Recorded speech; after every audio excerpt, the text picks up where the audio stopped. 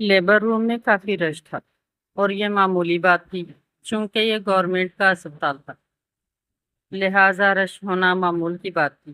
زیادہ تر غریب لوگ آتے تھے۔ زارا، تم کینٹین سے کچھ کھانے کو ہی لے آؤ۔ صبح ناشتہ کیے بغیر ہی آ گئی اور ابھی ڈیوٹی ختم ہونے میں کافی دیر ہے۔ شہلا بڑی محبت سے اپنی دوست سے بولی، یار کینٹین بہت دور ہے اور میرے پیروں میں ویسے بھی درد ہے، تمہیں تو معلوم ہے نا، یہاں کھڑے کھڑے کام کرنا پڑتا ہے۔ زارا بڑی صفائی سے انکار کر گئی۔ وہ ایک کونے میں پڑی کرسیوں میں سے ایک پر براجمان ہو گئی۔ پیروں میں درد ہے، صاف بہانہ ہے اس کا، شہلا بڑبڑائی، ساتھ ہی نخوت سے سر مارا اور سامنے پڑی فائل پر نظر دوڑائی۔ یہ پروین نذیر کون ہے تم لوگوں میں؟ وہ حال میں دیکھ کر زور سے بولی، جی میں ہوں۔ درد کے واضح آثار چہرے پر لیے مہرون شال لپیٹے بڑی دقت سے اسٹول سے کھڑی ہو کر ایک سانولے رنگ کی عورت نے کہا، تم ہو؟ شہلا نے تائید چاہی۔ جی میں ہوں پروین نذیر۔ وہ بڑی مشکل سے چل کر اس تک آئی۔ پہنچتے ہی کراہ نکلی، تو بی بی جا کر یہ انجیکشن لے کر آؤ، یہ تمہیں پتہ نہیں کہ بڑی ڈاکٹر نے لکھ کر دیے ہیں؟ اس نے زارا کا غصہ اس پر نکالا۔ اور تم یہاں کیا کر رہی ہو؟ وہ روم میں آتی ایک لڑکی کو ڈانٹ کر بولی۔ اس سے پہلے کہ کچھ بولتی، اسے بہت درد ہو رہا ہے، پہلے تو یہ بتائیں کہ آپ کو کس نے اندر آنے دیا ہے؟ پتہ نہیں ہے کہ صرف مریض اندر آ سکتے ہیں، ان کے رشتہ دار نہیں۔ وہ غصہ ہوئی۔ معلوم ہے ڈاکٹر، لیکن میری بیٹی سے کھڑا نہیں ہوا جا رہا، اس لیے آئی ہوں۔ وہ پریشانی سے بولی، بی بی یہاں سب ہی عورتیں اسی حالت میں ہیں، تمہاری بیٹی کوئی انوکھی نہیں ہے، چلو جاؤ اب اور اسے یہاں چھوڑ دو تم۔ شہلا بدتمیزی سے بولی۔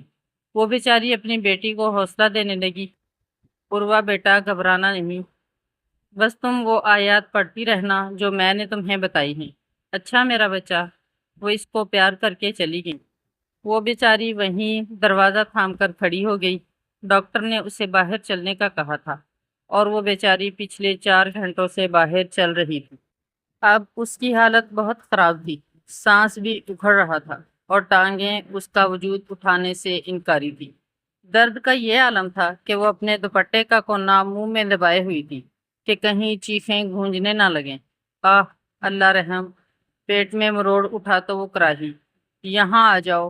پاس بیٹھی نرس سے اس کا سفید پٹا چہرہ دیکھا نہ گیا اور اسے اپنی جگہ دے دی بیٹھنے کو۔ تھینک یو، وہ بامشکل مسکرائی۔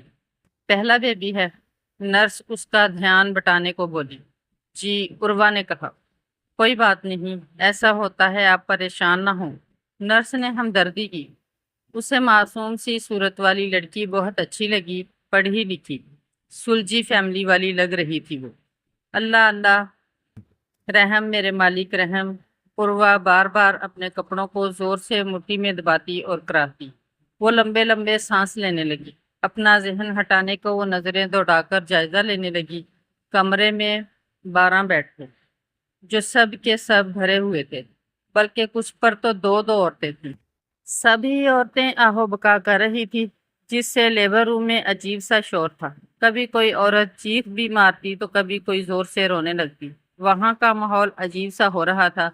سسٹر ثنا، تم اس 3 نمبر والی کو اندر والے روم میں لے جاؤ، شہلا نے ایک نرس سے کہا، جو حکم کی تکمیل کرنے لگی۔ عروا کو بیٹھے گھنٹہ ہونے کو آیا تھا اور اسے لگ رہا تھا کہ اس کا سانس بند ہو رہا ہے۔ ایک ہاتھ میں اس کی فائل تھی جو وہ توڑ مروڑ رہی تھی۔ تکلیف کے باعث اس کی آنکھیں برس رہی تھیں۔ شہلا، یار اس پیشنٹ لڑکی کو چیک کر لیتے ہیں، مجھے اس کی حالت ٹھیک نہیں لگ رہی، ڈاکٹر فریحہ نے کہا۔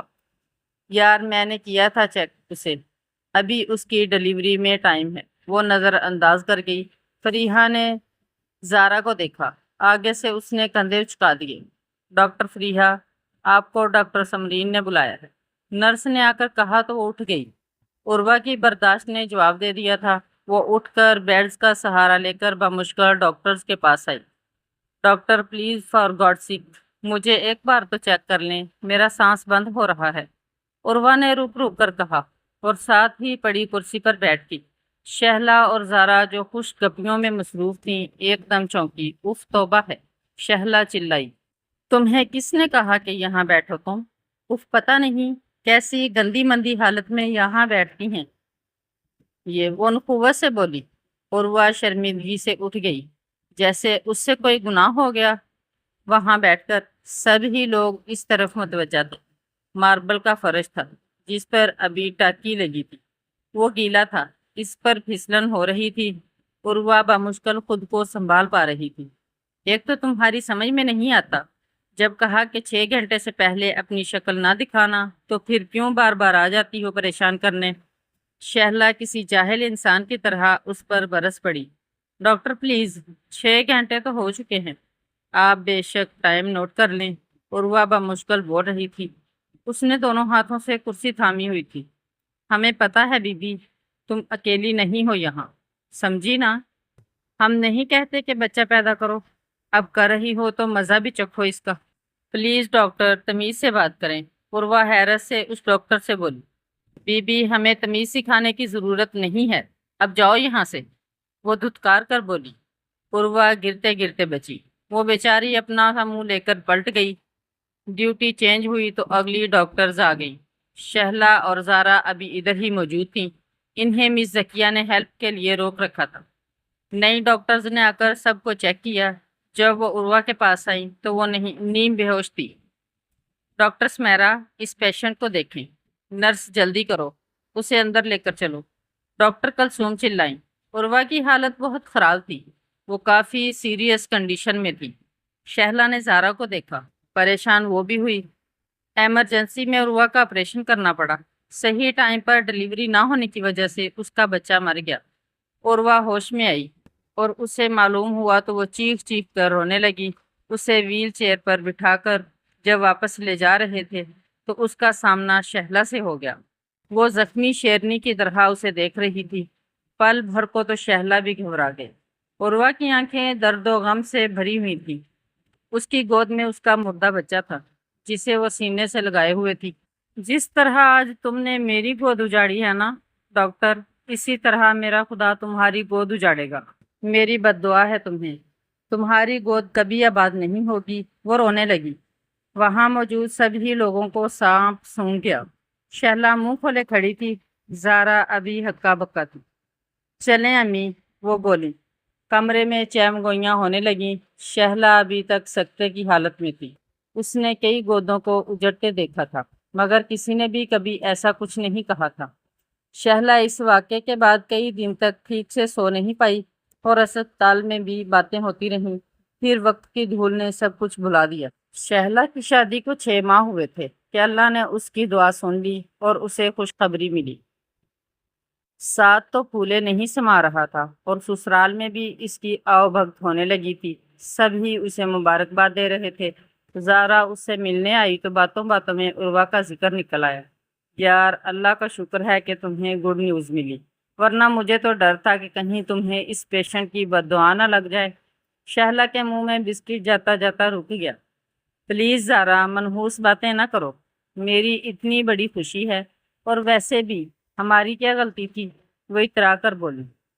یار اب ایسے بھی نہ کہو، یہ تم بھی جانتی ہو اور میں بھی کہ تمہارا اس دن کام کا موڈ نہیں تھا، لہٰذا تم بس ٹال رہی تھی سب ہی کو کہ ڈیوٹی ٹائم ختم ہو اور کیسز بعد میں آنے والے دیکھنے۔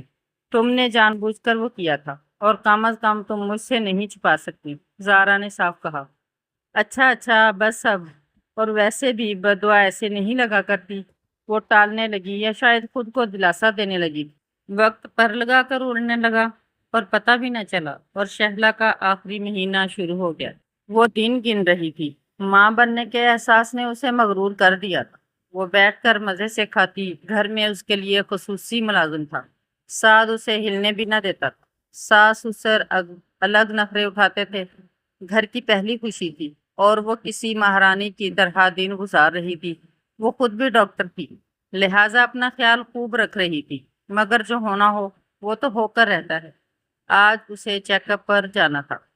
سعد کب سے اس کا انتظار کر رہا تھا باہر لاؤنج میں۔ وہ لپسٹک لگا کر، کانوں میں ایئر رنگز پہن کر اچھی طرح تیار ہو کر آئی۔ मुलाजिम ने अभी सफाई की थी। वो बहुत ध्यान से संगे मरमर पर चल रही थी।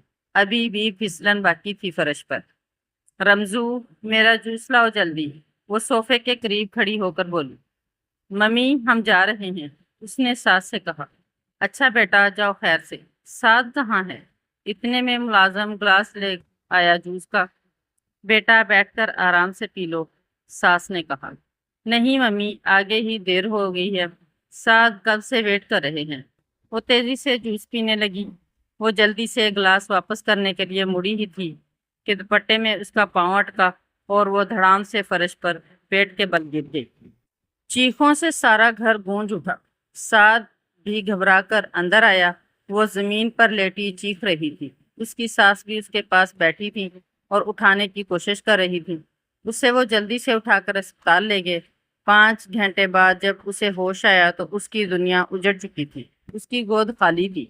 जहां मुस्कुराहटें थीं, वहां अब मातम था। वो खाली खाली नजरों से सबको देख रही थी। डॉक्टर, क्या हुआ है? उसने बेचारगी से पूछा। बैठा था शैला, मगर हम उसे बचा नहीं पाए। डॉक्टर चूंकि उसकी कॉलीग थी, लिहाजा उसे बताना उसने मुनासिब समझा, और अब वो रुकी। क्या अब डॉक्टर?